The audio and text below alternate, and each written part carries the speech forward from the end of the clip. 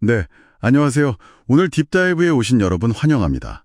오늘은 정말 흥미로운 주제인데요. 바로 하나님의 그 절대적인 계획, 예정 있잖아요.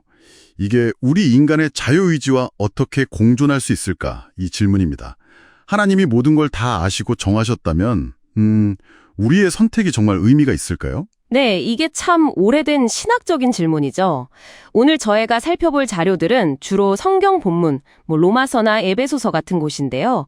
여기서 하나님의 미리 아심이 어쩌면 핵심 열쇠다, 이렇게 주장합니다.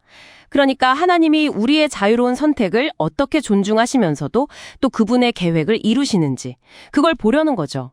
좋습니다. 그럼 이번 딥다이브 목표는 이 좀 복잡할 수 있는 내용을 최대한 명확하게 전달해 드리는 겁니다. 그래서 하나님의 큰 계획과 또 우리의 매일의 선택, 그 사이의 관계를 이해하시는데 좀 도움이 되었으면 합니다. 자, 그럼 바로 시작해 볼까요? 그럼 가장 좀 핵심 구절로 보이는 로마서 8장 29절, 여기서부터 시작하는 게 좋겠네요. 하나님이 미리 아신 자들로 또한 그 아들의 형상을 본받게 하기 위하여 미리 정하셨으니, 여기 보면 미리 아심, 다음에 미리 정하심이 나오잖아요. 이 순서가 좀 중요해 보이는데요? 네, 바로 그 점입니다. 이 자료들이 딱 강조하는 포인트죠. 이게 원어로 보면 미리 알다가 프로기노스코, 그리고 미리 정하다가 프로오리조거든요. 이 자료들의 해석은 이렇습니다. 하나님은 시간을 넘어서서 당신이 결국 그리스도를 선택할 거라는 걸 먼저 아신다는 거죠. 프로기노스코. 그리고 그 알매 기초에서 당신을 구원하기로 미리 정하셨다는 겁니다. 프로오리조. 그러니까 순서가? 네, 예정의 근거가 하나님의 미리 아심에 있다, 이겁니다. 그렇군요. 그러니까 이 해석대로라면 하나님이 딱 보시고 이 사람이 결국 나를 선택하겠네. 이걸 아신 다음에 그 선택을 확정하는 방식으로 예정하셨다. 이게 어떤 강제적인 운명이라기보다는 우리의 자유의지를 존중하시는 하나님의 계획이다. 이런 관점이군요. 맞습니다. 네, 그게 이 자료들이 제시하는 핵심 통찰이라고 할 수 있겠네요. 네, 그렇죠. 그래서 이 관점은 인간의 자유의지를 상당히 중요하게 봐요. 예를 들어 갈라디아서 1장 15절 보면 바울도 자기가 모태로부터 택정함을 입었다고 하지만 하나님이 은혜로 부르셨다고 하거든요. 은혜로 부르셨다. 네. 그러니까 이 자료들은 하나님의 은혜가 우리의 선택을 막 강요하는 게 아니라는 거죠.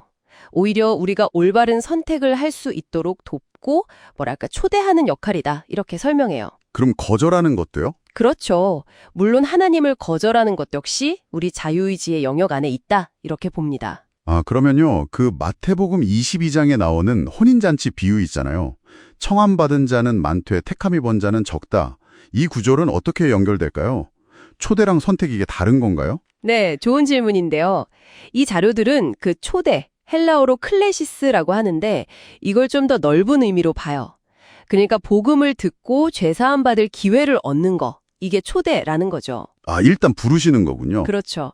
반면에 택함, 이건 에클로게인데 이건 그 초대에 응답하고 또 끝까지 믿음을 지켜서 그 예복, 그러니까 의로운 형실을 갖춘 사람들, 이 사람들에게 주어지는 최종적인 구원의 확정이다. 이렇게 봅니다. 그럼 예정은 이 택함받을 사람들에게만 해당된다는 거네요. 네, 이 자료들의 시각은 그렇습니다. 초대는 받았지만 스스로 떠나거나 준비가 안 된 사람은 예정의 대상이 아니라는 거죠.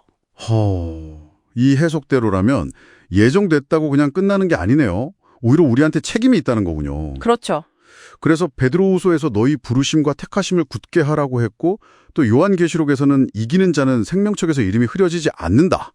반대로 말하면 흐려질 수도 있다. 이렇게 경고하는 거군요. 네, 그 맥락에서 이해할 수 있죠. 심지어 사도 바울조차 자기가 혹시 버림받을까 봐 아도키모스 될까 봐 두려워서 자기 몸을 쳤다고 했잖아요. 이건 정말 좀 무게감이 있네요. 네, 맞습니다. 그러니까 예정이 그냥 난 구원받았으니 됐다 이게 아니라는 거죠. 오히려 끝까지 믿음 안에서 인내하도록 격려하는 하나님의 약속이자 부르심이다. 이 점을 이 자료들은 강조합니다. 이런 관점에서 보면 그 로마서 9장에 나오는 토기장의 비유 있잖아요. 이것도 좀 다시 볼 수 있어요. 네, 그거 정말 하나님이 그냥 마음대로 운명을 정하시는 거 아니냐 이런 질문 많이 나오죠. 그렇죠. 때론 하나님의 공정성에 대한 질문까지도 가고요. 근데 이 자료들은 그 비유를 조금 다르게 봐요. 물론 하나님께 절대적인 주권이 있다는 건 인정합니다. 어떤 흙으로 귀한 그릇, 어떤 흙으로 천한 그릇 만드실 주권. 네. 하지만 그 주권을 행사하시는 방식이 각 사람이 자기 자유의지로 어떻게 반응할지를 하나님이 미리 아시고 거기에 따라 그들을 사용하신다는 의미로 연결하는 거죠. 아, 미리 아심과 연결해서요? 네, 그러니까 긍휼히 여길 자, 즉 하나님의 은혜를 받아들일 사람을 긍휼히 여기시고 또 마음이 완악해질 사람, 예를 들면 바로 왕처럼 은혜를 거부할 사람은 그 선택의 결과대로 그냥 두시는 방식으로 주권을 행사하신다는 거예요. 바로의 예처럼요. 네, 결국 핵심은 로마서 9장 16절 말씀처럼 구원이 인간의 어떤 조건이나 노력이 아니라 전적인 하나님의 긍휼에 달려 있다 이겁니다. 아, 그렇군요. 결국 모든 게 하나님의 주권 그리고 긍휼에 달려 있으니까 신명기 9장에서 경고한 것처럼 우리가 내 의로움 때문에 구원받았다 이렇게 말할 수가 전혀 없다는 결론이네요. 네, 그렇죠. 구원은 전적으로 하나님의 은혜고 약속 덕분이다. 이걸 기억하고 겸손해야 한다. 이걸 잊으면 위험하다. 이 점을 딱 짚어주는군요. 정확합니다. 네. 그래서 정리를 좀 해보자면 이 자료들은 결국 하나님의 예정이라는 게 우리의 자유로운 선택을 그냥 무시하는 어떤 강제적인 운명, 이게 아니라는 거죠. 오히려 우리의 선택을 미리 아시는 그 하나님의 전지하심에 근거한 아주 주권적이면서도 은혜로운 계획이다. 이렇게 설명하고 있습니다. 그렇군요.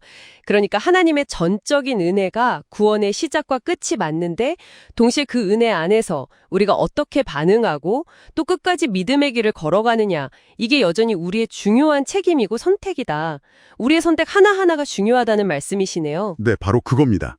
그게 이 자료들이 우리에게 던지는 핵심 메시지라고 할 수 있어요. 하나님의 그 큰 계획과 우리의 자유로운 선택 사이의 신비로운 조화 이걸 이해하려고 노력하는 게 중요하겠네요. 맞습니다. 자, 오늘 딥다이브는 여기까지입니다. 하나님의 계획이 이미 존재한다는 그 사실과 또 우리가 매 순간 자유롭게 선택한다는 이 현실, 이 둘 사이에 어떻게 보면 참 미묘한 균형을 여러분은 어떻게 받아들이시겠습니까? 그리고 이 이해가 혹시 여러분의 믿음이나 삶의 태도에 어떤 변화를 가져올 수 있을지 한번 깊이 생각해 보시는 것도 좋겠습니다.